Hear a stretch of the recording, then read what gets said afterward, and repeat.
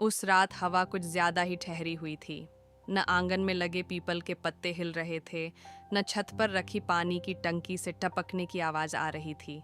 जैसे पूरा घर, पूरा मोहल्ला किसी अनकहे सच के बोझ से जड़ हो गया हो। अनन्या खिड़की के पास खड़ी थी। लाल जोड़े की चुनरी उसके कंधे से फिसलकर पीठ पर लटक गई थी।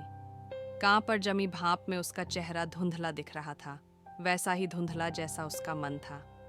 आज उसकी शादी हुई थी। शादी, एक शब्द जिसमें कितनी परतें होती हैं, सपने, भरोसा, भय और कभी कभी झूठ। नीचे आंगन में बिछी कुर्सियों को समेटा जा रहा था। रिश्तेदारों की आवाजें धीमी पड़ चुकी थीं। किसी ने हंसते हुए कहा, बहू थक गई होगी। अनन्या ने हल्की सी मुस्कान ओढ़ ली, जैसे वही सच हो। लेकिन थकान शरीर में नहीं थी, थकान उस रहस्य में थी जिसे उसने सालों से सीने में दबाकर रखा था। विवेक कमरे में धीरे से दाखिल हुआ। उसने शेरवानी उतारकर कुर्सी पर टांग दी और गहरी सांस ली। शादी की रस्में उसे भी थका चुकी थीं, पर उसके चेहरे पर एक अजीब सी संतुष्टि थी, जैसे किसी लंबी दौड़ के बाद मंजिल मिल गई हो। तुम बैठ जाओ, उसने सहज स्वर में कहा। अनन्या पलटी, सिर हिलाया और पलंग के कोने पर बैठ गई। दोनों के बीच थोड़ी दूरी थी। नई शादियों में यह दूरी आम होती है, संकोच, अपरिचय, एक दूसरे को पढ़ने की कोशिश। पर यहाँ दूरी सिर्फ संकोच की नहीं थी। विवेक ने उसे देखा। अनन्या सुंदर थी, पर उस सुंदरता में कोई बनावटी चमक नहीं थी। उसकी आंखों में हमेशा एक ठहराव रहता था, जैसे वह भीतर ही भीतर कुछ सुन रही हो। सब ठीक है? विवेक ने पूछा। हाँ, अनन्या ने तुरंत कहा, बहुत जल्दी। विवेक को क्षण भर अजीब लगा, पर उसने कुछ नहीं कहा।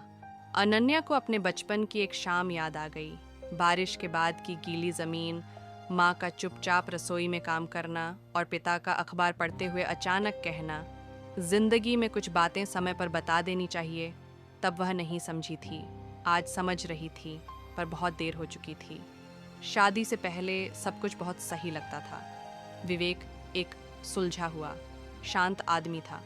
बैंक में काम करता था, माँ बाप का इकलौता बेटा। अनन्या की माँ को वह पहली मुलाकात में ही भा गया था। लड़का जिम्मेदार है। किसी ने उससे नहीं पूछा था, तुम पूरी तरह सच हो ना? और उसने खुद भी नहीं कहा था, क्योंकि कुछ सच ऐसे होते हैं जो समाज के कानों तक पहुंचते ही सज्जा बन जाते हैं। कमरे में घड़ी की टिक टिक बहुत तेज लग रही थी। विवेक ने पानी का गिलास उठाया, 2 घूंट पिए, फिर कहा, आज का दिन थोड़ा भारी था। अनन्या ने सिर झुका लिया। हाँ, विवेक मुस्कुराया, पर अब सब ठीक है। हम एक नई शुरुआत कर रहे हैं। नई शुरुआत। ये शब्द अनन्या के दिल में चुभ गए। उसने होंठ खोले, फिर बंद कर लिए। सच ये था कि अनन्या के जीवन में पहले भी कोई था, लेकिन वह कहानी प्रेम की साधारण कहानी नहीं थी। कॉलेज के दिनों में जब वह पहली बार अपने बारे में ईमानदार हुई थी, अपने ही मन से, तब उसने जाना था कि उसके भीतर जो चाह है वह दुनिया की तय की हुई रेखाओं में नहीं समाती। वह डर गई थी, खुद से, समाज से, अपने भविष्य से। उसने खुद को समझाया था, यह बस एक भ्रम है, और धीरे धीरे उसने उस भ्रम को झूठ की तरह ढक दिया। विवेक ने पलंग पर बैठते हुए कहा, तुम बहुत चुप हो। मैं हमेशा ऐसी ही हूँ, अनन्या ने कहा। यह भी एक झूठ था। रात गहराती जा रही थी। बाहर कहीं दूर कुत्ते भौंक रहे थे। कमरे में पीली रोशनी थी, न ज्यादा उजली, न ज्यादा अंधेरी। विवेक ने धीरे से उसका हाथ छुआ। अनन्या के शरीर में एक सिहरन दौड़ गई।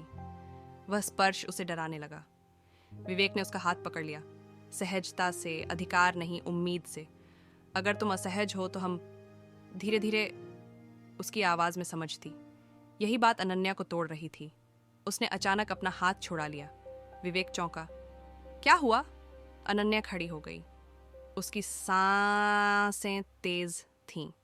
विवेक, उसने कहा, और पहली बार उसका नाम इतना भारी लगा। मुझे तुमसे कुछ कहना है। कमरे की हवा जैसे रुक गई। विवेक भी खड़ा हो गया। क्या बात है? अनन्या ने खिड़की की ओर देखा, फिर दरवाजे की ओर, जैसे कहीं भागने का रास्ता ढूंढ रही हो। मैं पूरी तरह वैसी नहीं हूँ जैसी तुम समझते हो। विवेक ने भौहें सिकोड़ लीं।